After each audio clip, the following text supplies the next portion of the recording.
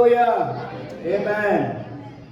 Praise the Lord. Today is Friendship Day. I also forgot about it. On the afternoon, Oli was saying, is it today Friendship Day? I said yes. और combined service जो है हम लोग सोच रहे थे 21st को करने के लिए, but then still it is not decided. We could not finalize the place because pastors are busy to go and meet the principal of BSS. But anyhow, it can happen this year on the 21st because 2 years we had it online on Zoom. This year could happen on the 21st of August. Amen. So that's the thing, and let us get into God's word. So greetings to you all in Jesus' name. प्रभु यीशु मसीह के नाम में आप सबको हम अभिनंदन करते हैं, And स्वागत करते हैं। we thank God that we are able to gather today in this fashion. और हम परमेश्वर का धन्यवाद करते हैं कि हम इस प्रकार से यहाँ पे एकत्रित होने का। And we studied last week about the parable of the talents. और पिछले रविवार हमने जो तोड़ों का दृष्टांत के विषय में कुछ बातों को देखा, But then we didn't complete it. लेकिन उसे हमें पूरा नहीं देख So पाए। today we will continue with that parable. और इसलिए आज उसी दृष्टांत में हम आगे देखेंगे। As I told you, the 25th chapter or the 24th and the 25th chapters of Matthew speaks about the future of the kingdom of God. जैसे मैंने आपको बताया कि मत्ती की किताब उसका 24वां अध्याय और जो 25वां अध्याय है वो परमेश्वर के राज्य के भविष्य की बातों को बताता है। And in the 25th chapter, Jesus is speaking 3 parables. और 25वें अध्याय में प्रभु यीशु मसीह 3 दृष्टांतों को कह रहे हैं। First, he spoke about the 10 virgins, और पहला जो दृष्टांत है वो 10 कुंवारियों का दृष्टांत है। then the parable of talents, और फिर तोड़ों का दृष्टांत है। then the parable of sheep and goats. और फिर भेड़ों और बकरियों का दृष्टांत है। Today, we will continue with the parable of talents. और आज के दिन हम जो तोड़ों के दृष्टांत को आगे जारी As I रखेंगे। already told you that when we were not saved, God looked upon you and me that we are sinners. आज मैंने आपको बताया जब हम बचाए नहीं गए थे, परमेश्वर मुझे और आपके ऊपर में एक पापी की तरह से हमें देखता है। So that's why Jesus came and died for the sinners. और इस कारण से प्रभु यीशु मसीह इस संसार में आकर पापियों के लिए उसने अपने जीवन को दे And दिया। he paid the penalty of the sins of humanity. और उसने मानव जाति के पाप के दंड की उस बात को उसने चुकाया। And he rose again on the 3rd day and is alive today. और तीसरे दिन वो मुर्दों में से जी उठा और आज वो जी है। And even today he is calling you and me, oh you labor and are heavy laden, you come unto me and I will give you rest. और आज के दिन भी वो मुझे और आपको पुकारता और कहता है कि बोझ से दबे और थके हुए लोगों मेरे पास आओ, मैं तुम्हें विश्राम दूंगा। Today he is commanding everyone in every place that they should repent. और आज सारे संसार भर में सारे स्थान वो इस तरह से आज्ञा देता है कि हर एक व्यक्ति मन फिराए। If you are not accepted Jesus, this is the time for you that you repent and accept Jesus as your Lord and Savior. और अगर आपने यीशु मसीह को अपने जीवन में ग्रहण नहीं करा तो ये आपके लिए अवसर है कि आप यीशु मसीह को अपना प्रभु और अपना उद्धारकर्ता करके ग्रहण करें। After we accept Jesus, we are considered as saints.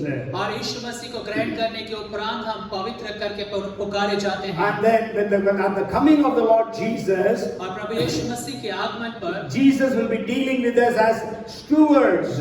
और यीशु मसीह वहां पर हमें हमारे ऊपर पे भंडारी बन के रीति से व्यवहार करेगा। Okay, sinners, saints and stewards. और यहाँ पर आप देखते हैं कि ये जो लोग जो पापी हैं वो पवित्र बन गए और दूसरा Bhandari. So we have to give account of our life at the time of the coming of the Lord. और प्रभु यीशु मसीह के आगमन के समय में हमें से हर एक जन को अपने जीवन का लेखा देना As होगा। I told you, as a steward, we have got 3 responsibilities. और जैसे मैंने आपको बताया कि एक भंडारी होने के नाते से हमारी 3 जिम्मेदारियां हैं। And the first is we have to give an account of our life. और पहली बात है कि हमें अपने जीवन का जो बात है उसके विषय में हमें उसे लेखा देना And है। last Sunday we studied about it. और पिछले रविवार हमने इसके विषय में अध्ययन किया था। God has given us 3 T's. God has given us time, God has given us talents, and God has given us treasures. और परमेश्वर ने हमें समय, कौशल और परमेश्वर ने हमें संपत्ति दिया है। And as I told you again, just for those who were not there last Sunday, Jesus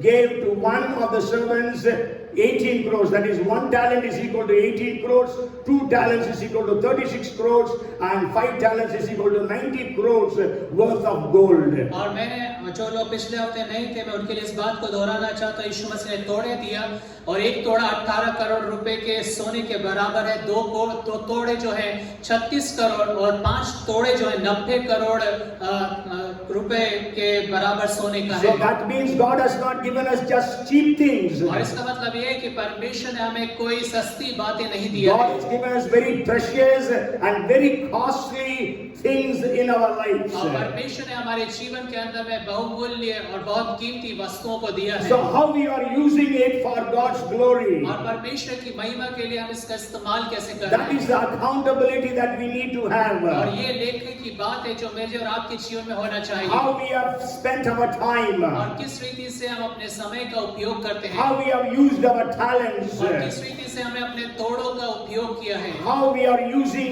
our treasures, the money, the wealth that God has given us. और जो धन संपत्ति परमेश्वर ने हमें दिया, हम उसका उपयोग किस रीति से कर रहे हैं। So we studied about accountability. और हमने वहाँ पे लेखे देने के विषय में अध्ययन को किया। And today we will see the second thing, and that is we have to be fruitful.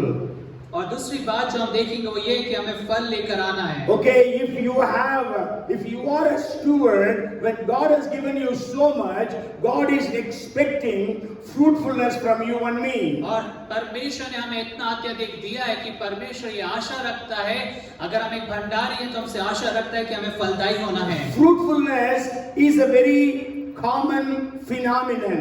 और जो फलदायी होने की बात है वो बहुत साधारण या हर जगह देखी जाने वाली बात है। It is natural. और ये स्वाभाविक है। As children grow, they become adults, और जैसे बच्चे होते हैं वो धीरे-धीरे किशोरावस्था में आते हैं। and then they get married, और फिर उनका विवाह होता है। and then they have children, उसके बाद उनके बच्चे होते हैं। and then we have grandchildren. और फिर उसके बाद परपोते होते हैं। So fruitfulness is a natural phenomenon of every created being. और इसलिए हर एक वो जो सृष्टि जो रची गई है उसके अंदर में जो फल लाने की बात है वो एक स्वाभाविक प्रवृत्ति है। Whether they are animals or birds or reptiles or fishes or human beings. और चाहे वो जानवर हो, चाहे वो आकाश के पक्षी हो, रेंगने वाले जीव जंतु हो, और मछलियां हो या मनुष्य हो। We have got almost 780 crores, 7.8 billion people on the face of the earth today. और आज इस पृथ्वी के ऊपर पे हम 7.8 बिलियन करीब लोग हैं।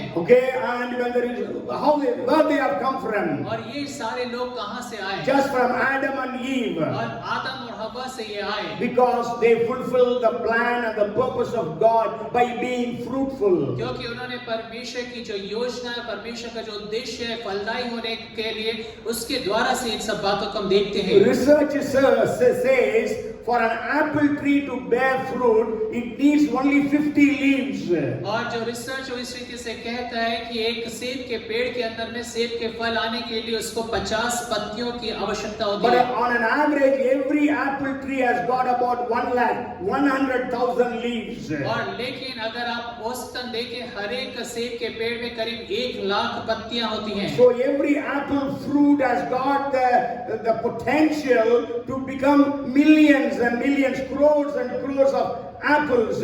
और इसका कारण, और इसमें हम देखते हैं कि इस कारण से एक सेब के पेड़ में करोड़ों करोड़ों सेब लगने की संभावना So है। that is why Jesus said in the 15th chapter of John and verse 16. और इस कारण से प्रभु यीशु मसीह ने यूहन्ना की किताब उसका 15वां अध्याय और उसके 16वें पद में कहा, God said, "You have not chosen me, but I have chosen you, so that you will bring forth fruits, and that fruits would remain." और यीशु मसीह ने कहा कि तुमने मुझे नहीं चुना, परंतु मैंने तुमको चुना ताकि तुम जाकर फल लेकर आओ और मेरा फल तुम में बना रहे। And also in the 15th chapter and the 8th verse, Jesus said in the book of John, "By this my Father is glorified, that you bring much fruit, and you will be my disciples." और यूहन्ना की किताब उसका 15वां अध्याय उसके 8वें वचन में ये भी लिखा है, मेरे पिता की महिमा इसी से होती कि तुम बहुत सफल लाओ, तब ही तुम मेरे चेहरे ठहरोगे। So fruitfulness, we have to bear fruit, and more fruit and much fruit. और फलदायी होने का मतलब है कि आपको फल लेकर आना है, और अधिक फल लेकर आना है, और बहुत सा फल लेकर आना है। 30-fold, 60-fold, 100-fold. और 30 गुना, 60 गुना और 100 गुना फल लेकर आना So है। here in this parable we read that the man who got 5 talents,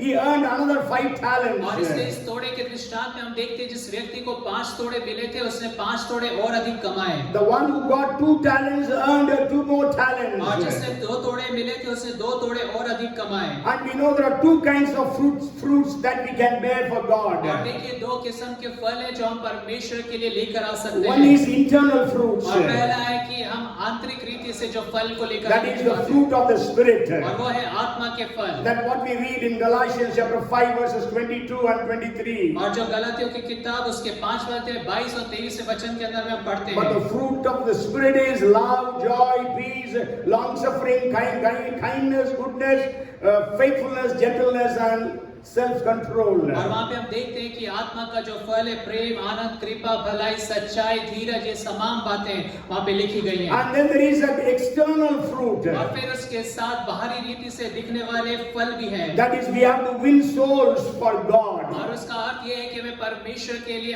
आत्माओं को जीतना है। That is actually God is expecting from you and me. और यही बात की आशा परमेश्वर मेरे से और आपसे करता है। Because witnessing, actually in the Old Testament, God chose Israel that they would be the witnesses of God. और हम पुराने नियम के अंदर में देखते हैं परमेश्वर ने इस्राएलियों को इसलिए चुना कि वो पृथ्वी भर में परमेश्वर के गवाह ठहरे। But then they did not turn true to that calling. लेकिन उस बुलाहट के प्रति वो सचेत नहीं रहे और ईमानदार नहीं रहे। And God wanted that through Israel, true worship will be revealed to the people of the world. और परमेश्वर ये चाहता था कि इस्राएल के द्वारा से सच्चे परमेश्वर की आराधना स्थापित की जाए सारे संसार भर में। In that also Israel or Jews failed. और इसमें भी जो यहूदी थे और इस्राएली जो थे वो असफल हुए। Sure, God wanted Israel to protect the word of God. और हाँ परमेश्वर या इस्राएल के जो लोग थे परमेश्वर के वचन को सुरक्षित रखना चाहते थे। And God's expectation was fulfilled. They were meticulous in copying the scriptures and in protecting the scriptures. That's why we have the scriptures today in our hands. और इस विषय में जो इस्राएल के लोग थे, जो यहूदी जाति के लोग थे, वो बड़े ज्ञानी थे और वो बड़े उसमें सफल हुए कि परमेश्वर के वचन को वो संभाल के रख सके उसके सही रूप में। And God also chose Israel that they will maintain the purity of the lineage so that the Messiah would be born a Jew and live for God and sacrifice himself for the sins of the world. और दूसरी बात जो इस्राएली लोग सफल रहे, परमेश्वर ने चाहा था कि उसकी वंशावली जो इस्राएलियों की है वो शुद्ध रहे ताकि यहूदी जाति के अंदर में से यीशु मसीह आ सके और मानव जाति के लिए वो अपने प्राण को क्रूस के ऊपर में चढ़ा सके। Sure, many Israelites they mixed marriages, but God protected the lineage of Israel or Jews, and we know salvation comes from the Jews, and Jesus was a Jew and he died for us to be the savior of the world. और बहुत सारे इस्राएली लोग ऐसे थे उसकी जातियों के अंदर में जो उस शुद्धता को नहीं कायम रख सके, लेकिन गैर अन्य जातियों के अंदर में उन्होंने विवाह किया, लेकिन परमेश्वर ने ऐसा होने दिया कि यीशु मसीह जिस वंशावली में से होकर आए वो शुद्ध रहे। So they failed to be the witnesses of God. और वो वहाँ पे परमेश्वर के गवाह होने के रूप में असफल हुए। So God chose the church. और इस कारण से परमेश्वर ने कलीसिया का चुनाव किया। God chose you and me to be witnesses for him. और परमेश्वर ने चुनाव करा कि मैं और आप उसके लिए गवाह ठहरें। Jesus told his disciples that when the Holy Spirit comes upon you, you shall receive power and you will be my witnesses in Jerusalem, all Judea, Samaria and the uttermost parts of the earth. और यीशु मसीह ने कहा कि जब पवित्र आत्मा तुम पर आएगा तब तुम सामर्थ पाओगे और तुम पृथ्वी के यरूशलेम में, यहूदिया में, समारिया में और पृथ्वी के छोर तक मेरे गवाह ठहरोगे। So we know the church obeyed the Great Commission and they could change, they could witness all over the world in spite of persecution and in spite of martyrdom. और फिर हम इसके बाद देखते हैं कि जो कलीसिया है उस गवाही के देने के विषय में बिल्कुल ईमानदार रही, विश्वास योग्य रही, इसके बावजूद कि सताव वहां पर आया और लोग वहां पे विश्वास के कारण से मारे गए। But after 3rd century, maybe from the 4th century, as churches began to have freedom of religion in different nations, they again went back into idolatry and all other sinfulness. और तीसरी शताब्दी या कहें चौथी शताब्दी के आते आते ऐसा हुआ कि वहाँ पे स्वतंत्रता मिल गई कलीसिया को कि वो उस परमेश्वर की आराधना करे, लेकिन साथ में वो भी विभिन्न तरह के पापों में और मूर्ति पूजा के पाप में लिप्त हो गए। So that's why we can be unfruitful also. और इस तरह से हो भी सकता है कि हम फल न लाने वाले या बांझ बन जाएं। And to represent that, Jesus told in that parable, there was a man who had one talent, but he didn't do anything with that one talent. और इसी कारण से यीशु मसीह उस व्यक्ति के विषय में बताता है कि एक व्यक्ति था जिसके पास एक तोड़ा था, लेकिन उसने अपने इस तोड़े से कुछ भी नहीं किया। He had 18 crores of rupees. और 18 करोड़ रुपए उसके पास थे। What did he do? और उसने उसके साथ क्या किया? He went. और वो गया। But we don't know how far he went from his home. और हमें नहीं पता कि वो अपने घर से कितनी दूरी पर गया। And then he dug. और फिर वहाँ पर उसने गड्ढा खोदा। So he worked, means he was laboring. और यहाँ पे देखते हैं कि वो मेहनत तो कर रहा है। And then I don't know how many times you would have gone to check whether the money is there or not. और हमें नहीं पता कि वो कितनी बार इस चीज को जांचने गया कि वहाँ पे पैसा सुरक्षित है कि नहीं है। That and all he did. सिर्फ इतना ही काम उसने किया। But then it was not fruitful. लेकिन वो फलदायी बात नहीं थी। So today God has given you talents. और आज परमेश्वर ने आपको तोड़े दिए हैं। But are you becoming fruitful for God? लेकिन क्या आप परमेश्वर के लिए फलदायी बनते चले? Otherwise you have just hidden that money somewhere and nothing is happening. और नहीं तो आपने उस पैसे को, उस तोड़े को जाके कहीं छुपा दिया और उसका कोई कार्य आप नहीं कर पा रहे। No fruits are coming. और कोई फल वहाँ पे नहीं आ रहे हैं। If you read about Israel in the book of Isaiah chapter 5 verses 1 and 2. और अगर आप इस्राएल के विषय में यशायाह नबी की किताब उसका 5वां अध्याय और उसका पहला और दूसरा वचन पढ़े। It says, my well-beloved has a vineyard on a very fruitful hill. He dug it up and cleared out its stones and planted it with the choicest wine. He built a tower in its midst and also made a wine press in it. So he expected it to bring forth good grapes, but it brought forth wild grapes. और एक अति उपजाऊ टीले पर मेरे प्रिय की एक दाख की बारी थी। उसने उसकी मिट्टी खोदी और उसके पत्थर बीनकर उसमें उत्तम जाति की एक दाखलता लगाई। उसके बीच में उसने एक गुम्मट बनाया और दाखरस के लिए एक कुंड भी खोदा। तब उसने दाख की आशा की, परंतु उसमें निकम्मी दाखें ही लगी। Yes, see, God has been blessing us, but what are we giving to God?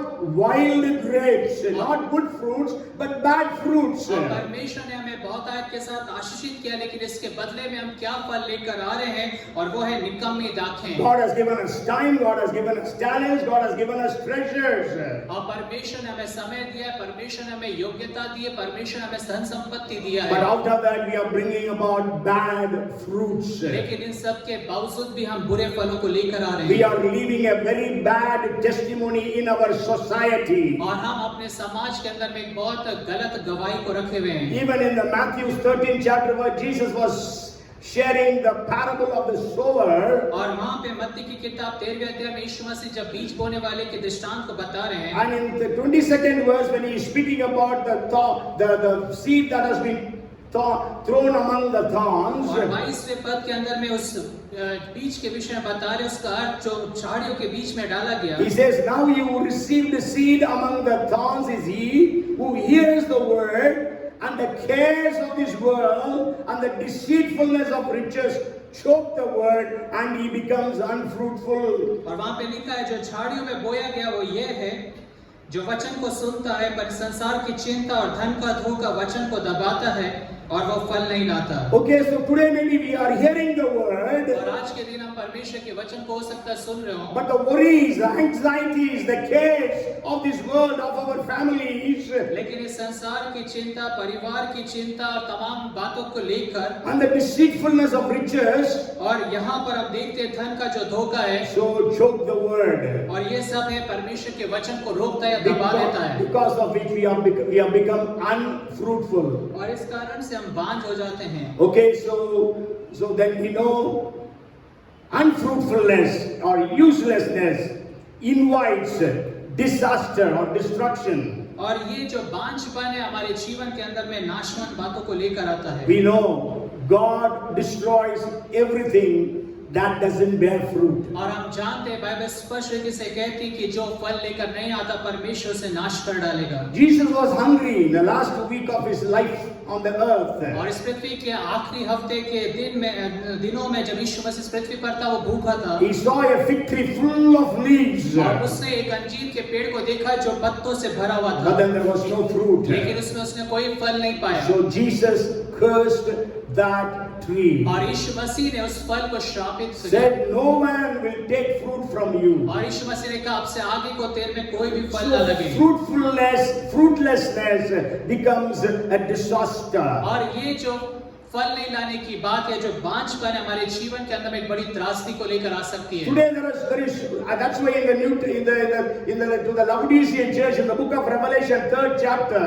और इस कारण से लौदोकिया की कलीसिया के अंदर में हम देखते हैं प्रकाशित वाक्य की किताब उसके 3रे अध्याय में। And then Jesus saying that you think that you have everything, you have no need of anything. और वहाँ पे यीशु मसीह कहता है कि तुझे लगता तो है कि तेरे पास सब कुछ है, तुझे किसी चीज की आवश्यकता But then नहीं है। Jesus says you are miserable, you are pathetic, you are naked, you are poor, and you are blind. लेकिन यीशु मसीह कहता है कि तू कंगाल है, तू अभागा है, तू नंगा है। And Jesus is standing outside the church and knocking at the door of the church. और यीशु मसीह कलीसिया के बाहर खड़े होकर कलीसिया के दरवाजे को खटखटा रहा है। So you see, we have only programs and projects, but there is no fruitfulness. और क्या सिर्फ कार्यक्रम है और प्रोजेक्ट्स है, लेकिन किसी भी तरह की फल लाने की बातें नहीं है। So today, let us, as stewards, we have to stand before God on the day of judgment. और इसलिए भंडारी होने के नाते से न्याय के दिन हमें परमेश्वर के सम्मुख में खड़ा होना होगा। So can God find fruits in your life and my life? क्या परमेश्वर मेरे और आपके जीवन में उन फलों को ढूंढ पाता है या देख पाएगा? Jesus also spoke about the parable of the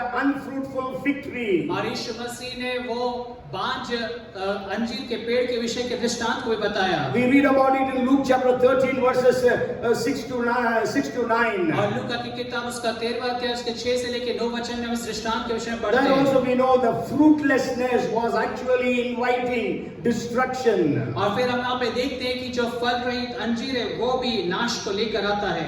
Even John the Baptist preached, whoever does not bear fruit, the axe is already kept on the roots.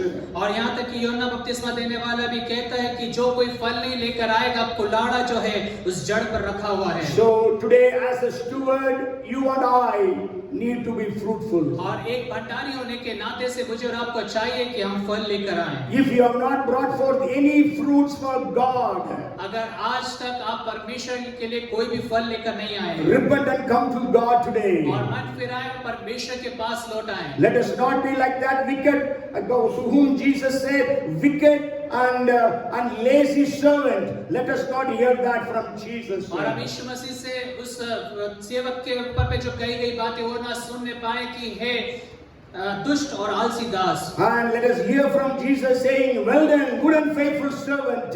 और लेकिन हम ये सुनने पाए कि ये धन्य और विश्वास योग्य दास। So let us repent of our unfruitfulness. और इसलिए हमारे जो फल रही थी बांझपन की बातों से हम मन फिरा लें। In whatever way we have missed the opportunities of being fruitful, let us confess and repent. और जिस भी तरीके से हमने उस अवसर को खो दिया है कि हम फल लेकर आए, हम उसके विषय में मन फिरा लें। Okay, him that has an ear, hear what the Spirit of the Lord says to the churches.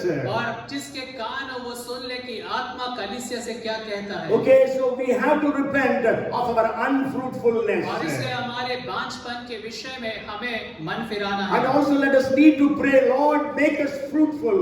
और फिर हमें ये भी प्रार्थना करना है कि परमेश्वर तू हमें फलदायी बना। Lord, make me fruitful. और परमेश्वर तू मुझे फलदायी बना। Help me to use the talents and the treasures and the time for multiplying your king, for expanding your kingdom. और मेरी सहायता करें कि मेरा जो समय है, कौशल है, धन संपत्ति तेरे राज्य के विस्तार और बढ़ोतरी के लिए उसका इस्तेमाल मैं करूं। And then the third thing that is needed in a steward is faithfulness. और तीसरी बात जो भंडारीपन में हमारी आवश्यकता है वो विश्वास योग्यता So है। first is accountable, second is fruitful, and third is faithful. और पहला है लेखा देने की बात, दूसरा है कि आपको फल लेकर आना है, और तीसरा आपको विश्वास So Jesus said, well done, good and faithful servant. और यीशु मसीह ने कहा कि धन्य अच्छे और विश्वास योग्य दास। Jesus did not say, well done, good and successful servant. यीशु मसीह ने ये नहीं कहा कि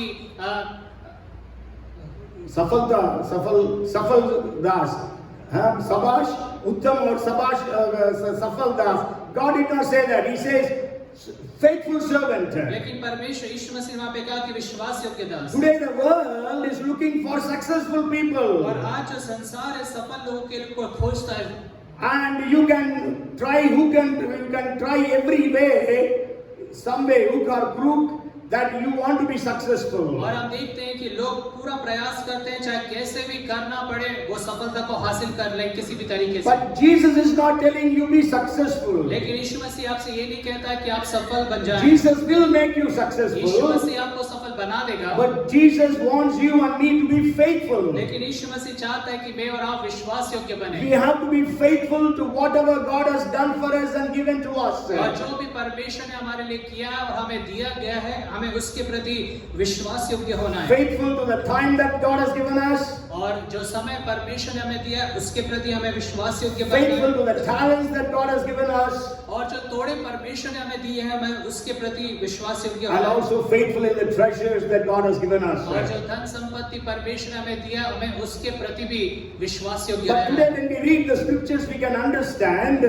लेकिन आज के दिनों में जब हम वचन को पढ़ते हैं तब हम इस बात को समझ सकते हैं। Psalms chapter 12 and verse 1 says, और भजन संहिता 12 उसका पहला पद में बाइबल कहती है, help Lord, for the godly man ceases, for the faithful disappear from among the sons of men.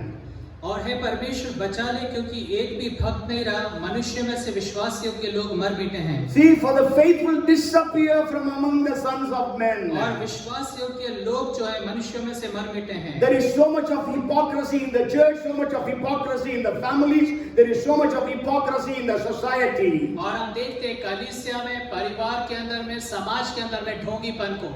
Okay, so we need to understand that God expects faithful people.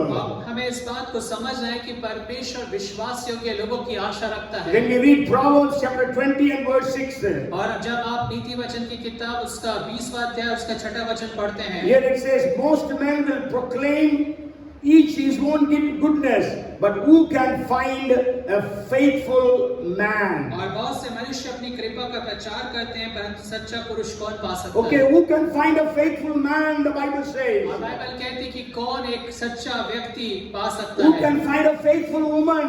कौन एक सच्ची स्त्री को पा सकता है? So God expects faithfulness from you and me. और इसलिए परमेश्वर मेरे और आपके जीवन में एक विश्वास योग्यता Paul की बात को says- सोचता है, आशा रखता है। Paul says, thanks be to God who has counted me faithful and appointed me in this ministry. और पौलुस कहता है धन्यवाद हो परमेश्वर का जिसने मुझे विश्वास योग्य जानकर इस सेवकाई के अंदर में नियुक्त किया है। So can Jesus find faithfulness in you and me? और क्या यीशु मसीह मेरे और आपके जीवन में विश्वास योग्यता को प्राप्त कर So सकता है? God is expecting faithfulness in our lives. और परमेश्वर मेरे और आपके जीवन में विश्वास योग्यता की आशा रखता है। At least in 4 areas.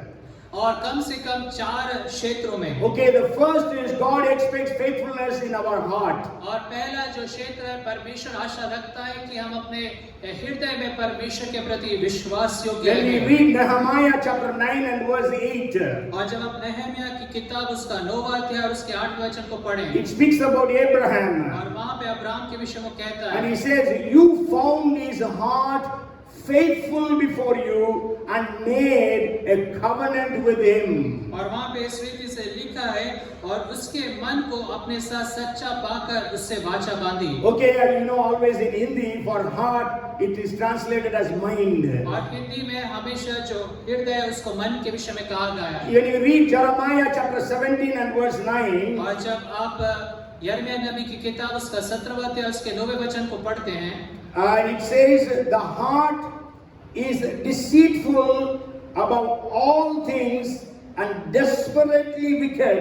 Who can know it? और वहां पे लिखा है मन तो सब वस्तुओं से अधिक धोखा देने वाला होता है, उसमें असाध्य रोग लगा है, उसका भेद कौन समझ सकता है? See, the heart The Bible says it's deceitful above all things. और बाइबल कहती है कि जो मन है वो सब बातों से अधिक धोखा देने वाला And है। God is expecting faithfulness in our heart. और परमेश्वर हमारे हृदयों में विश्वास योग्यता ढूंढता है, Because people cannot see our heart. क्योंकि जो लोग हैं हमारे हृदयों को नहीं देख सकते, Okay, they can see only our outward और appearance. सिर्फ हमारे बाहरी रूप को देखने पाते That's हैं। what Jesus told, God told Samuel. और यही बात परमेश्वर ने शमूएल नबी से भी कहा। God told Samuel, I don't look at man I don't look at man as a man looks at man, because man looks at the outward appearance, I look into the heart. और परमेश्वर कहता है शमूएल नबी से कि परमेश्वर का देखना मनुष्य के समान नहीं, क्योंकि परमेश्वर मनुष्य के हृदय को देखता है। You know, the Pharaoh of the Old Testament, couple of times he tells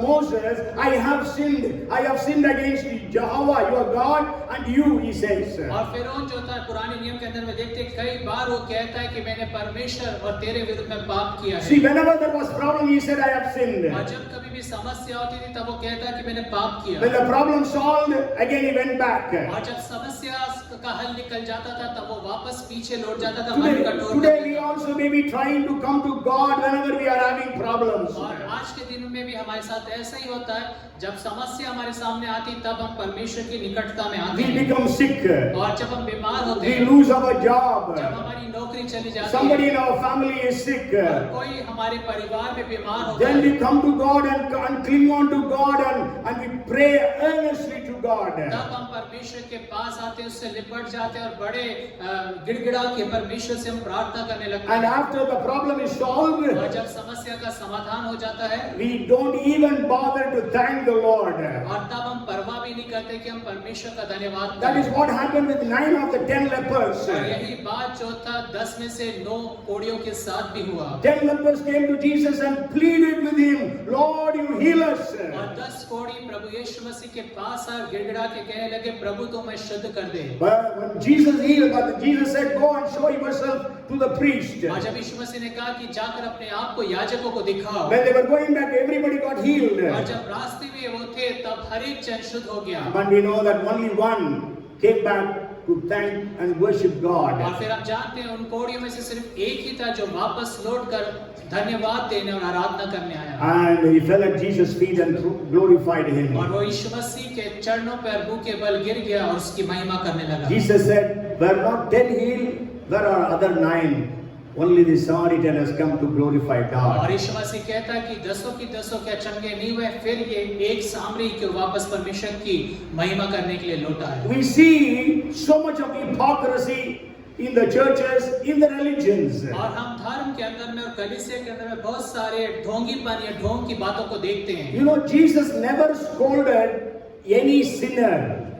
और देखिए यीशु मसीह ने कभी भी किसी पापी को डांटा नहीं, डांट डपट नहीं करी। Even the woman who was caught in adultery, Jesus said, neither will I condemn you. You go and sin no more. और यहाँ तक कि वो स्त्री भी जो व्यभिचार के पाप के अंदर पकड़ाई गई थी, उससे भी यीशु मसीह ने कहा कि अब आगे को तो पाप नहीं करना। Even to the man who was sick for 38 years, Jesus says, don't sin no more. Otherwise something serious will come upon you. और 38 वर्ष का वो जो लकवे का मारा हुआ व्यक्ति था, उससे भी यीशु मसीह ने ये कहा कि अब आगे को पाप नहीं करना, कहीं ऐसा नहीं कि उससे भी और बुरी बात तेरे जीवन पर आ जाए। But Jesus says, woe unto you Pharisees and Sadducees and scribes. लेकिन यीशु मसीह ये कहता है, हाय तुम पर फरीसी और सदूकियों। In the 5th chapter of Matthew, he says 8 times, blessed, blessed, blessed. और मत्ती की किताब उसके 5वें अध्याय में 8 बार यीशु मसीह कहता है, धन्य धन्य धन्य। In the 23rd chapter of Matthew, Jesus says 8 times,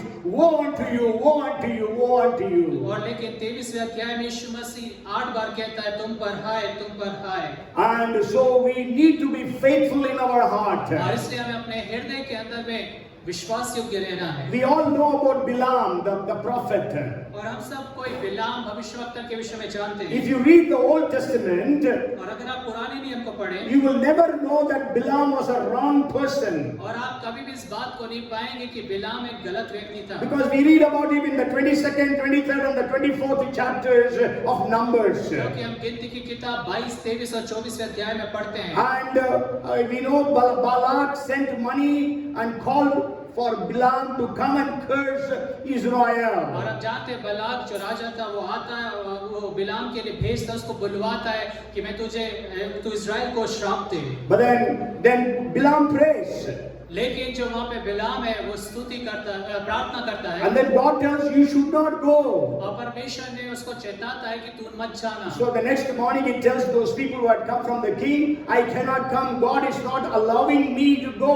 और इससे दूसरी सुबह जो लोग बालाक राजा के आए थे उसे ले जाने के लिए उनसे वो कहता है कि मैं तुम लोग के साथ नहीं जा सकता। So when they went back और जब वो वापस गए and told Balak, this is what Balaam is saying. और जाके बालाक से कहा कि यही बात ये बिलाम कहता So है। Balak sent more honorable people and also with more gold and silver. और जब बालाक राजा होता है वो और अधिक कुलीन लोगों को और अधिक धन संपत्ति सोने चांदी को भेजता है। When he saw that gold and silver, और जब वो सोने चांदी को देखता है he tells those people, okay, you wait again, let me go and ask God again. और फिर वो कहता है कि उन लोगों से कि तुम ठहरो, मैं फिर से परमेश्वर से पूछता हूँ। Then he says, even if Balak gives me a house full of gold, I will not do anything what God does not say. और उसके बाद भी वो कहता है कि अगर बालाक जो राजा है मुझे पूरा घर सोने से भर के दे तो भी जो परमेश्वर कहेगा मैं सिर्फ उसी बात को He करूंगा। was full of hypocrisy. और वो ढोंगीपन से भरा हुआ था। And so the next day he prayed and God says, go. और दूसरे दिन जब वो प्रार्थना करता है तब परमेश्वर कहता है ठीक है तू जा।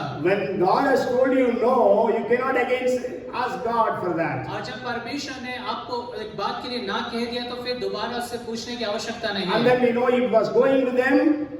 और हम जानते फिर उसके साथ वो उन लोगों के साथ गया The angel of the Lord confronted him. और परमेश्वर का स्वर्गदूत उसके सम्मुख में आके खड़ा हो गया। So we know 3 times he was hurt. और हम देखते 3 बार उसे चोट लगी। So he began to hit his donkey. और फिर वो अपने गधे को मारने लगा। And then donkey began to speak. और फिर वो जो गधा है वो बोलने लगा। In spite of that, he did not go back home. और इसके बावजूद भी वो घर नहीं लौटा। He went to prophesy against वो Israel. इस्राएल के विरुद्ध में भविष्यवाणी करने को गया। You go home and read these 3 chapters. और आप घर जाके इन 3 अध्यायों को पढ़ें। He gave 4 different prophecies. और वहाँ पे वो 4 विभिन्न तरह की भविष्यवाणियों को We देखा। have not prophesied to people.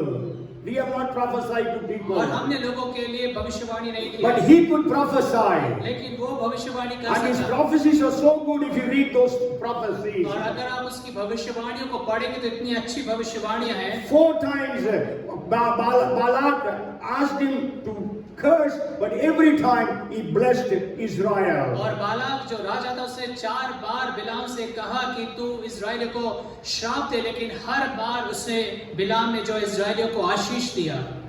Then you know what he did. और फिर आपको पता क्या किया? Then he saw that he could not curse और Israel. जब बालाक राजा ने देखा कि वो इस्राएलियों को श्रापित नहीं ठहरा सकता है, He gave teaching to corrupt Israel. और तब उसने ये शिक्षा दी कि जो इस्राएली हैं वो भ्रष्ट किए जाएं। Let your girls go into the boys of the young girls go to the young boys of Israel. और तुम्हारी जो जवान लड़कियां हैं वो इस्राएल के जवान लड़कों के पास जाएं। And there was a plague that happened because of that. और उसके कारण से एक बड़ी महामारी वहां पर आई। 24,000 people were killed. और 24,000 लोग वहां पे मारे गए। But when we come to the New Testament, लेकिन जब आप नए नियम में आते there हैं are 3 things written about Balaam. और 3 बातें जो बिलाम के विषय में लिखी In गई। Revelation 2:14 it says the doctrine of Balaam. और प्रकाशित वाक्य 2 उसके 14वें अध्याय में लिखा है बिलाम की Maybe we शिक्षा। can read it. It says doctrine of Balaam who taught Balak to put a stumbling block before the children of Israel to eat things sacrificed to idols and to commit sexual immorality. और वहाँ पे लिखा है बिलाम की शिक्षा जिसने Balak को इस्राएलियों के आगे ठोकर का कारण रखना सिखाया कि वे मूर्तियों पर चढ़ाई गई वस्तुएं खाएं और व्यभिचार करें। And then Jude 1:11 speaks about error of Balaam. और उसके बाद योदा उसके 6 पद में लिखा है कि बिलाम की जो गलतियां हैं। And then 2 Peter 2:15 speaks about the way of Balaam. और फिर 2 Petrus 2:15 में वहाँ पे लिखा है बिलाम का मार्ग। So Old Testament when we read we feel that Balaam is a great prophet. और पुराने नियम में अगर हम देखें तो लगता है कि बिलाम एक बड़ा महान और बड़ा भविष्यवक्ता है। But then in the New Testament we understand he was a man who has been condemned by God. लेकिन नए नियम के अंदर में देखते हैं एक ऐसा व्यक्ति है जो परमेश्वर की ओर से दोषित ठहराया गया। So God is expecting faithfulness in our heart. और इसलिए परमेश्वर मेरे और आपके जीवन के अंदर में विश्वास योग्यता की आशा रखता है। Bilam showed himself to be faithful to the people, और बिलाम जो था उसने अपने आप को लोग के सम्मुख में विश्वास योग्य but करके he was दिखाया। not faithful in his heart लेकिन वो अपने हृदय के अंदर में विश्वास योग्य नहीं because he था। always wanted that money. लेकिन वो हमेशा पैसे की खोज में रहता था, उसकी He चाह में रहता था। always wanted to mislead people. और वो लोगों को उसको मार्ग भटकाने की कोशिश करता था। That's why Paul says we do not dilute the word of God. और इसलिए पौलुस कहता है कि हम परमेश्वर के वचन में उसमें गलत बातों को नहीं मिलाते हैं। Okay, so are we faithful in our heart? और क्या हम अपने हृदय में विश्वास योग्य हैं? When God sees you and me, जब परमेश्वर मुझे और आपको देखता है, that's why David, when he was praying, says, "Search me and know my heart." और इस कारण से दाऊद इस रीति से कहता है, मुझे जांच कर जान ले, मेरे हृदय को तू जांच कर जान ले। Okay, so God has to search our heart so that we will be found faithful in our heart. और परमेश्वर हमारे हृदयों को जांचता है कि हम उसके प्रति विश्वास योग्य है कि नहीं है। So let God make every one of us faithful in our heart. और इससे परमेश्वर हम ऐसे हर एक जन को हमारे हृदय के अंदर में विश्वास योग्य बनाए। And the second is we have to be faithful in the responsibilities.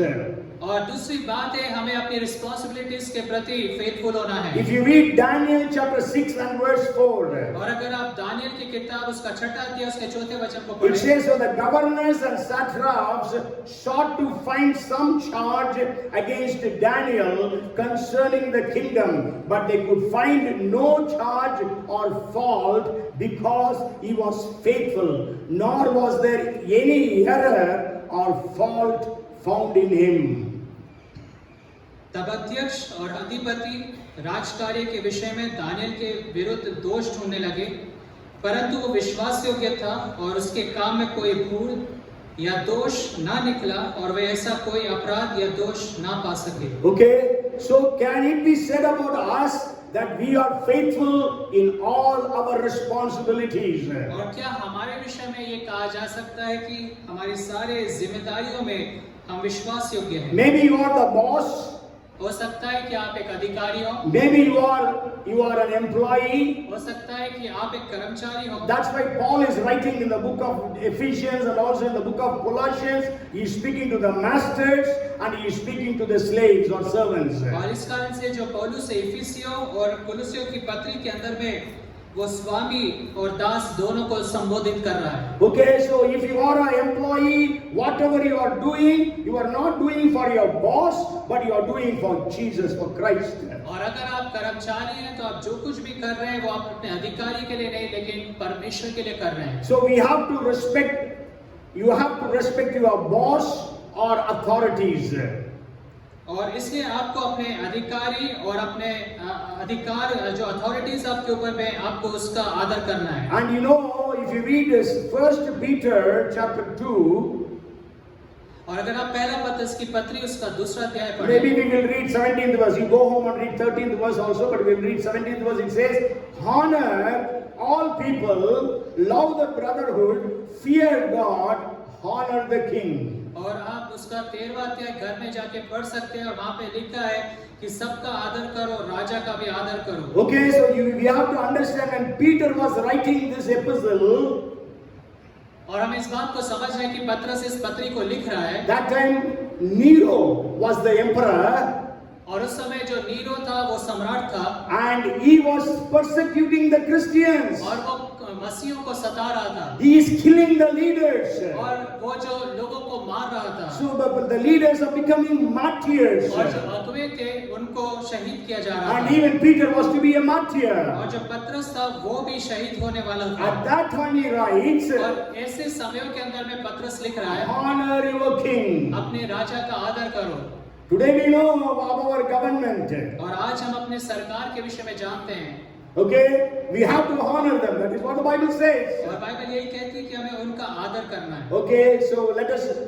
Maybe you are not number one in your company or in your job. और हो सकता है कि आप अपनी कंपनी या अपनी नौकरी में प्रथम स्थान पर ना But हो, then you can be number 2. लेकिन आप दूसरे स्थान में हो सकते हैं। You know, the kings, those ruled, they were number one. और देखिए जो दो राजा वहाँ पे राज्य करते थे वो प्रथम स्थान पे थे। But then there were some of God's people who became number two. लेकिन परमेश्वर के कुछ ऐसे लोग भी थे जो दूसरे स्थान पर अधिकार में थे। Joseph, और यूसुफ, okay, Daniel, और दानियल के विषय में हम देखेंगे, Mordecai, और मोर्देकाई के विषय में, Esther. Esther, Though they were slaves or they were in a very low positions, और वो एक दास थे या बहुत निम्न स्तर के अंदर में थे, but then God raised them up.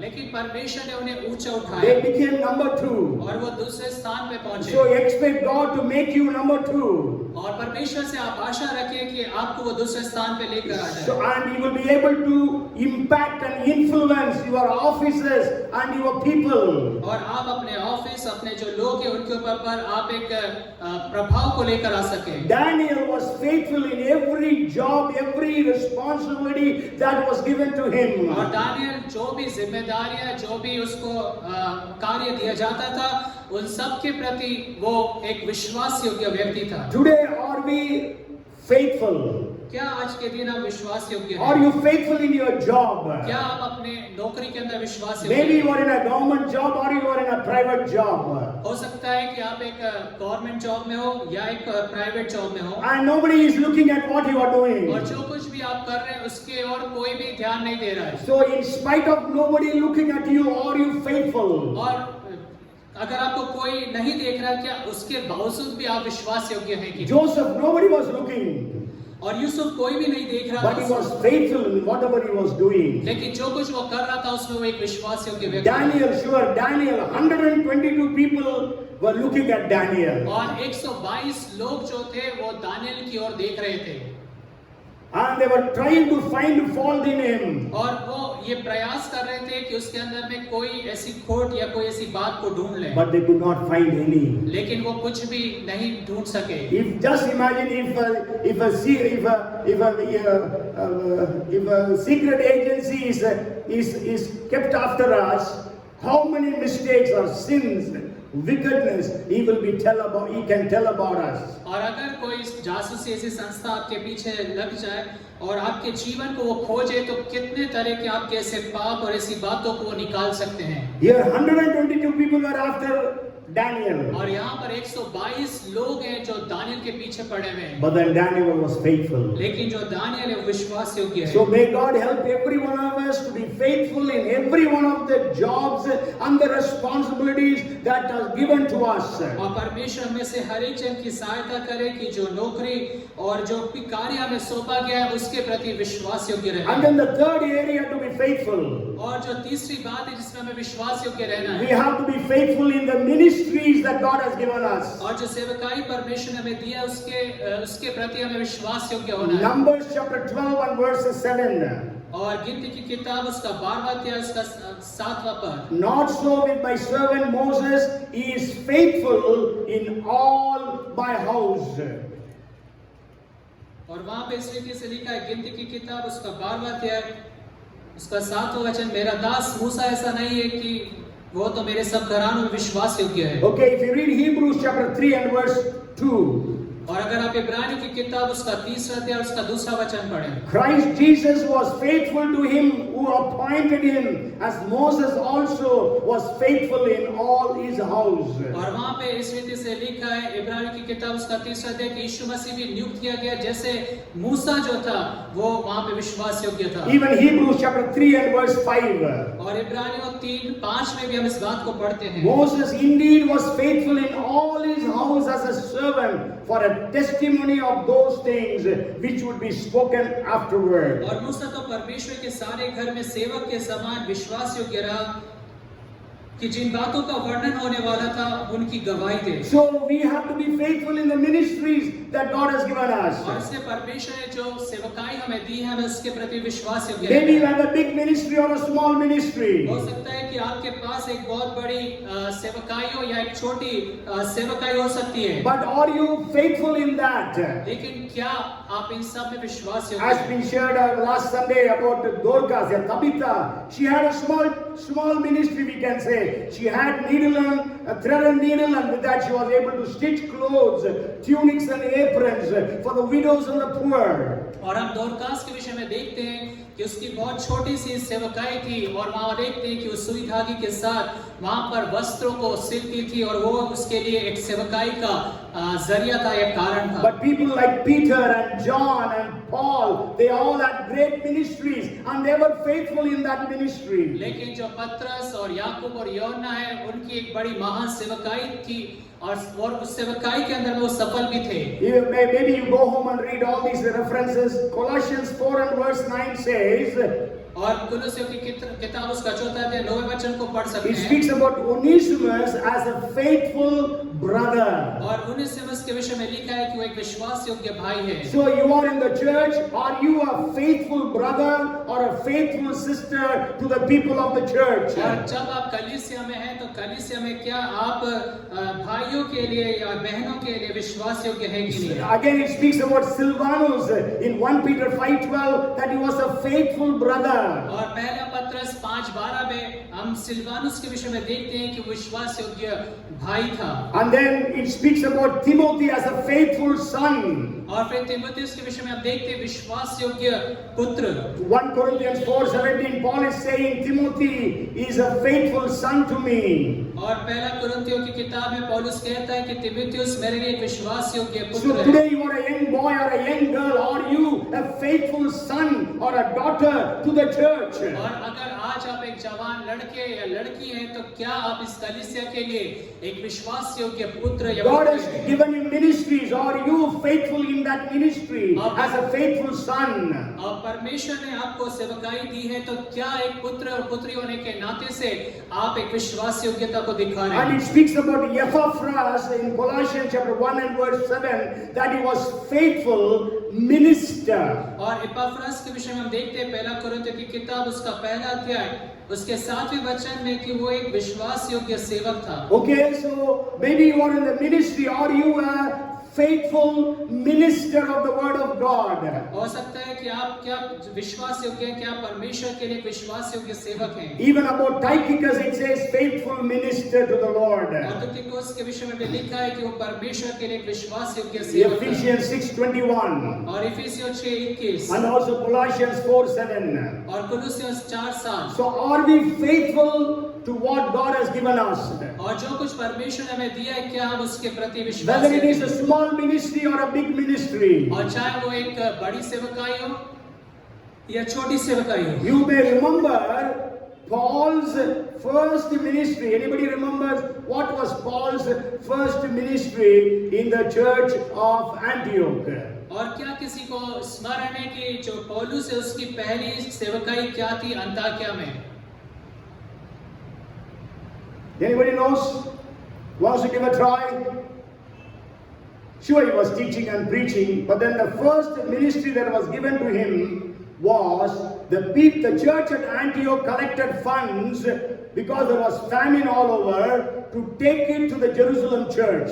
और पहली जो सेवकाई वो ये थी कि यरूशलेम के अंदर में वहाँ पे अकाल पड़ा था, और यहाँ पर अंताकिया में उसके लिए वहाँ पर धन को लिया गया ताकि पौलुस वहाँ से लेके जाए यरूशलेम. So the first job that was given to Paul was postman. That was the first job or ministry that was given to Paul. और आप देखते हैं कि जो पहली सेवकाई पौलुस को दी गई वो एक पोस्टमैन की थी. Okay, but he was faithful in that. लेकिन वो उसके अंदर में विश्वास योग्य था. So in the 13th chapter, the first verse says, Paul and Barnabas, they were all teachers and prophets. और इसलिए 13वें अध्याय पहले वचन में लिखा है पौलुस और बरनबास जो थे वहाँ पे उपदेशक और उसके भविष्यवक्ता थे. Okay, then God told them, separate them for the ministry. और फिर परमेश्वर ने कहा कि तुम इन्हें सेवकाई के लिए अलग कर दो. Because they were faithful in being a teacher and a prophet. क्योंकि वो जो थे एक भविष्यवक्ता और शिक्षक होने के लिए विश्वास योग्य थे. Then God gave them a greater ministry. They became apostles. और फिर परमेश्वर ने उन्हें और महान सेवकाई दी और वो प्रेरित बन गए. And became apostles and went around and established so many churches. और वो प्रेरित बने और सारे संसार भर के अंदर में गए और उन्हें कई कलीसियाओं को स्थापित So they किया were faithful in establishing churches. और कलीसिया को स्थापित करने के लिए वो विश्वास योग्य And थे। then God gave them another promotion. Paul became the author of more than 13 of the New Testament epistles. और फिर हम उसका एक और प्रमोशन देखते हैं कि वो नए नियम के अंदर में 13 पत्रियों को लिखता है। If you say Hebrews was not written by him, 13 epistles he wrote. और अगर हम ऐसा कहें कि अगर इब्रानियों की पत्री उसके द्वारा से नहीं लिखी गई तो उसको छोड़कर 13 पत्रियां थी जो पौलुस ने लिखी। And then he was faithful in that thing as well. और इस विषय में भी वो विश्वास योग्य था। Then God gave him another promotion that he became a martyr for Jesus. और परमेश्वर ने एक और उसको ओहदे उसको ऊपर करा कि वो परमेश्वर के लिए शहीद हो गया। Paul is dead and gone. और पौलुस जो था वो मरकर चला गया। Even today we are speaking about Paul. लेकिन आज भी हम पौलुस की शिक्षाओं से सुनते हैं। Even today Bible scholars are breaking their heads to understand what Paul has written in the different books. और आज के दिनों में भी जो बाइबल के जो ज्ञानी है वो अपना सिर पटकते हैं, सोचते हैं कि पौलुस ने ऐसी क्या चीजें लिखी, आज भी उसको सोच के वो अचंभा करते So हैं। whatever may be your ministry, are you faithful in that ministry? और चाहे आपकी कैसी भी सेवकाई क्यों ना हो, क्या आप उस सेवकाई के अंदर विश्वास योग्य So हैं? God gives a promotion even in this world. और इसलिए परमेश्वर आपको इस संसार के अंदर में भी पदोन्नति देता है। Okay, so we must be faithful. और इसलिए हमें विश्वास योग्य होना है। David was faithful in taking care of his father's sheep. और तो दाऊद था वो अपने पिता के भेड़ों की रखवाली और चरवाई करने के लिए विश्वास योग्य था। You know, when his father said, go to your brothers who are in the battlefield and meet them and give them something to eat. और जब उसके पिता ने कहा कि अपने भाइयों के पास जो लड़ाई के मैदान में जाकर उनका हाल पूछ, Then you know what he did? और आपको पता उसने क्या किया? He left his sheep with somebody. उसने अपनी जो भेड़ें हैं वो किसी के हाथ के अधीनता में रख के गया। Okay, so we have to be faithful in the little things and big things. और इसलिए हमें छोटी बातों में और बड़ी बातों में विश्वास योग्य रहना है। And we know he could defeat Goliath.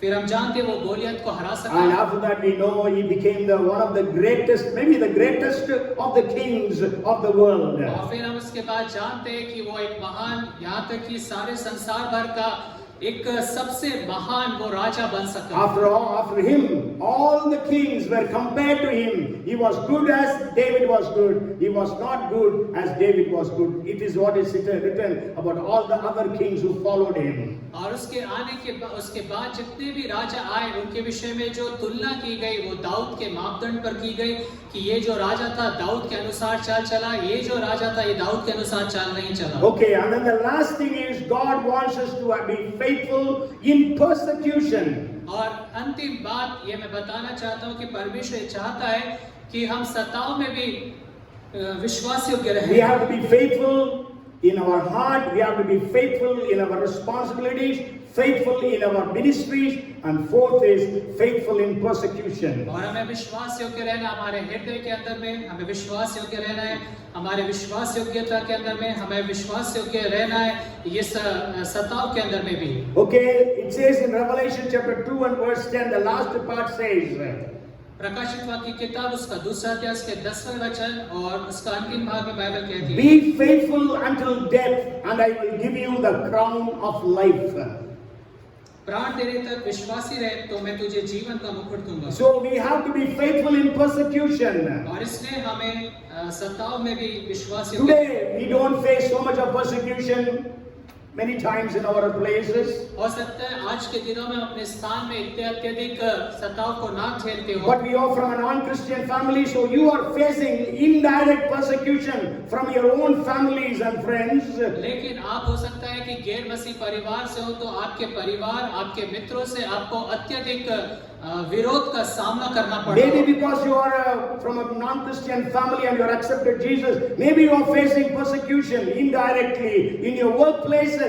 हो सकता है कि आप एक गैर मसीह परिवार से इस कारण से आपके कार्यस्थल के अंदर में अदृश्य या अप्रत्यक्ष रूप से आपको सताव का सामना करना पड़ रहा है। Tanisha has not come today. Tanisha is facing indirect persecution in her place of work because she is from Agarwal family. और तनीषा यहाँ पर आज नहीं आई, लेकिन जो तनीषा है वो अपने कार्यस्थल में, क्योंकि वो दूसरे विश्वास से आती है, इस कारण से उसके कार्यस्थल में उसे सताव का सामना करना पड़ता And है। she says every Sunday at 2 o'clock they give her job और हर एक रविवार 2 बजे वो जो है उसे कुछ काम दे देते so हैं that she will not be able to go to church. ताकि वो कलीसिया ना आ सके। And then if you read Revelation 2 and verse 13, अगर आप प्रकाशित वाक्य उसका दूसरा अध्याय और उसका 13वां वचन पढ़ें, it speaks about a person by name Antipas, and Jesus is telling Antipas was by faithful martyr who was killed among you. और वहाँ पे लिखा है हिंदी में साक्षी लिखा है। मेरा विश्वास योग्य साक्षी अंतिपास तुम्हारे बीच उस स्थान पर घात किया गया। Yes, so he was faithful martyr. और वहाँ पे ये विश्वास योग्य साक्षी है। So are we faithful in our persecution? और क्या हम अपने सताओं में विश्वास योग्य हैं? So may God help all those people who are being persecuted in different parts of the world to be faithful in their persecution. और इसलिए परमेश्वर हमें से हर एक उन लोगों की भी सहायता करे जो विभिन्न संसार की जगहों पर सताओं का सामना कर रहे हैं, उसके अंदर में वो विश्वास योग्य रहें। And I will end with one testimony. और मैं एक गवाही के साथ समाप्त करूंगा। I might have shared it already. और मैंने शायद पहले ही आपको ये बताया हो। It happened in Vietnam. और ये बात वियतनाम में हुई। Vietnam is a place where there is a lot of persecution that is taking place against Christians. और वियतनाम एक ऐसा जगह है जहाँ पे बहुत अत्यधिक मसीह के विरोध में सताव की बातें होती है। And this happened many years back. और कई सालों पहले ये बात हुई। And the secret police came into this underground church. और सीक्रेट पुलिस जो थी वो इस अंडरग्राउंड चर्च के अंदर में आई। They took the Bible from the pulpit. और उन्होंने उस पुलपिट पे से उस बाइबल को उठाया। And they tore the Bible into pages. और बाइबल को उसने पन्नों से उसको फाड़ डाला। And threw it on the ground. और उसे जमीन पर फेंक दिया। And then they told. और फिर ऐसा कहा। Now one after another you are going to come here. कि अब एक एक करके तुम में से हर एक जन यहाँ पर आएगा। And you will spit on the Bible. और तुम इस बाइबल के ऊपर पे थूकोगे। And you will say, I deny Christ. और फिर आप कहोगे कि मैं मसीह का इनकार करता हूँ। Whoever does not do that और जो भी कोई ऐसा ना करे will be shot dead. वो उसे गोली से मार डाला जाएगा। And we will start it from the pastor. और हम पास्टर से इसका आरंभ करेंगे। Pastor was praying from the inside. और जो पास्टर था वो अपने अंदर में से प्रार्थना कर रहा था। There are not many pastors in Vietnam. और वियतनाम में इतने अधिक पास्टर्स नहीं हैं। And the ministries are so vast, and ministry needs are so vast. लेकिन सेवकाइयाँ इतनी बड़ी हुई, सेवकाइयों की आवश्यकताएं इतनी हैं। So this pastor prayed. और इस पास्टर ने प्रार्थना किया। Lord, you know there is so much of ministries that is to be done. और उसने कहा कि बहुत सारी सेवकाइयाँ जो यहाँ पे करने की आवश्यकता है। So I am going to deny you. और मैं तेरा इनकार करूँगा। But not from my heart. अपने हृदय से नहीं। Just to save myself. सिर्फ मुझे अपने आप को बचाने के लिए। So the pastor came. और पास्टर आए। He came and spat on the Bible. और उसने आया और बाइबल पे थूका। And he said, I deny Christ Jesus. कि मैं यीशु मसीह का इनकार करता हूँ। And like that, one after another, all the members, one after another, they were coming and doing the same thing. और उसके बाद ऐसा हुआ कि एक के बाद एक जितने भी सदस्य थे वो आकर वैसे ही करने लगे। And so since the pastor did, everybody was doing the same thing. और क्योंकि पास्टर ऐसा कर रहा था इसलिए सब ने उसका अनुसरण कर और ऐसे ही करने लगे। But there was a girl, the youngest was a girl who was 7 years old. लेकिन वहाँ पर एक 7 साल की लड़की थी जो सबसे जवान So थी। she was the last one to come. और वो सबसे अंतिम अंत में आई। As she came there, और जब वो वहाँ पर आई, she took the Bible और उसने उस बाइबल को उठाया and wiped all the spit with her frock. और जितना भी थूक उस बाइबल के ऊपर पे थूका गया तो सबको उसने अपने फ्रॉक से उसको साफ And किया। she kissed the Bible. और फिर उसने बाइबल को चूमा। And she said, Jesus Christ is my Lord and my और Savior. उसने कहा कि यीशु मसीह मेरा प्रभु और उद्धार करता है। And she closed her eyes to receive the bullet. और उसने अपनी आंखों को बंद करा ताकि उसे गोली से मार डाला जाए। Okay, when she closed her eyes, और जब उसने अपनी आंखों को बंद she किया heard many bullet shots, और उसने कई गोलियों को चलते हुए सुना, आवाज but को सुना, nothing fell on her. लेकिन उसके ऊपर पे कोई भी गोली न When लगी। she opened her eyes, और जब उसने अपनी आंखों को खोला she saw everyone else was killed. कि उसमें जितने भी लोग वहां पर थे वो सब मार डाले The गए। communist police said, we don't want such unfaithful people in our nation. और जो कम्युनिस्ट पुलिस थी वो कहती है कि हम इस तरह के अविश्वासियों के लोगों को अपने देश में नहीं And चाहते। that girl was left alive. और इस लड़की को जीवित छोड़ दिया गया। One preacher came from Australia maybe about 25-30 years back when we were having church in Ideal School. और एक प्रचारक आए थे ऑस्ट्रेलिया से जब 35-40 साल पहले आइडियल स्कूल में जब चर्च चलता था। And he has met that girl. और वो इस लड़की से उन्होंने मुलाकात And की। that pastor has ministered in Vietnam many times. और ये जो पास्टर थे उन्होंने वियतनाम में कई बार जाके सेवकाई So की। it is not a story, but it is what exactly happened. लेकिन ये कोई कहानी नहीं, लेकिन ये वास्तविक So घटना है जो are घटी। we faithful in persecution? और क्या हम सत्ताओं में विश्वास योग्य हैं? So may God help every one of us. और परमेश्वर में से हर एक जन की सहायता On that day when Jesus will come, और वो दिन जब यीशु मसीह आएगा, let us hear from Jesus. हम यीशु मसीह से ये बात कहते हुए Good सुनें, and faithful servant, you have been faithful in little things, I will make you ruler of great things. Enter into the joy of your master. और धन्य अच्छे और विश्वास योग्य दास, तू थोड़े में विश्वास योग्य रहा, तू और अधिक का भागी होगा, परमेश्वर के राज्य में तू This प्रवेश is कर। what I want to hear from God, and I also what I want to hear for every one of you from Jesus on that day. और मैं चाहता हूँ कि उस दिन में परमेश्वर की ओर से मैं इस बात को आपके लिए जितने भी लोग यहाँ पर हैं यीशु मसीह को ये बात कहते हुए सुन सकूं। None of us should hear the voice saying, wicked and lazy servant. और हम में से कोई भी जन इस शब्दों को ना सुने कि दुष्ट और आलसी दास। Come, let us pray. आइए हम प्रार्थना करें। Father, we are thankful to you that you have made us stewards. और परमेश्वर हम धन्यवाद करते हैं कि आपने हमें भंडारी बनाया। Help us to be accountable, fruitful and faithful. हमारी सहायता करें कि हम लेखा देने वाले और फलदायी और विश्वास योग्य बन सके। Help every one of us to hear, well done, good and faithful servant. और हम में से हर एक जन इस बात को कहते हुए सुन सके तेरी ओर से कि है धन्य अच्छे और विश्वास योग्य दास। In the name of Jesus we pray. यीशु मसीह के नाम हम इस प्रार्थना को मांगते हैं। Amen.